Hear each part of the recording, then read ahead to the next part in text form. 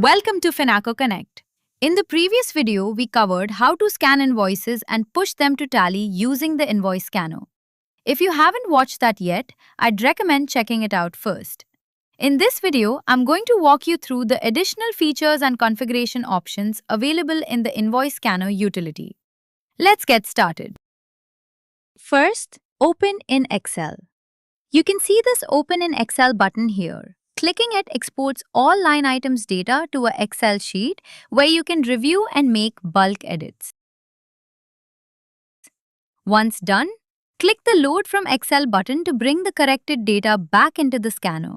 This is very useful when you're processing a large number of line items.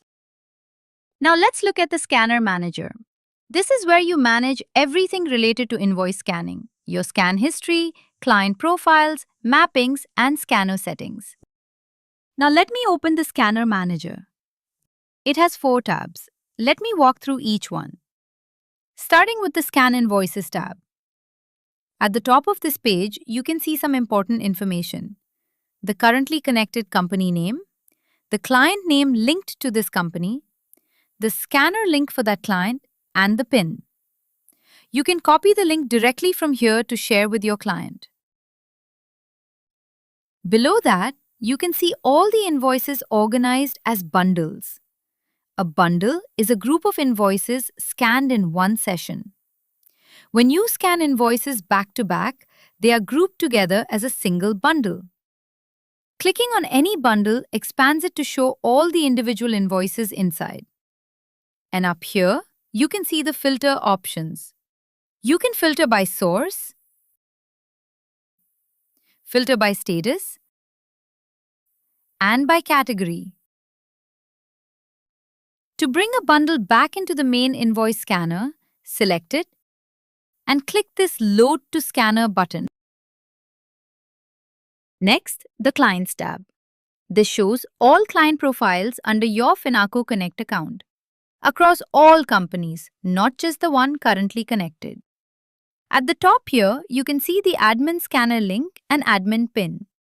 This is your personal scanner link as the admin. If you open this link on your phone, it shows all your clients listed there. You can select any client name and scan invoices on their behalf. Those invoices go directly to that client's linked company. Very useful when you are processing invoices for multiple clients yourself. Below that is the list of all client profiles. You can see their names, linked companies, individual scanner links, and PINs. From here, you can edit, disable, or permanently delete any client profile. Now the Mappings tab. This has 3 sub-tabs which you can see here at the top. The first one is Party Mapping. Each row here shows the invoice party name, the name as it appeared on the invoice, the mapped tally name that was selected, and the invoice type, whether it was sales, purchase, expenses, or fixed assets. As we discussed earlier, the type is part of the party mapping. So when the same party's invoice is scanned again, both the name and the type are filled in automatically. All of these mappings are created automatically when you push invoices. But you can come here and edit any mapping manually, change the mapped name, update the type, or remove incorrect entries. Down at the bottom here, you can see the action buttons. Export lets you download the mappings as an Excel file. You can choose to export a blank template to fill in from scratch, or export with data to download your existing mappings. Make your changes in Excel, then click Import to load them back in. There is also Delete selected for removing specific mappings and Clear All to reset everything. The second sub-tab is Item Mapping.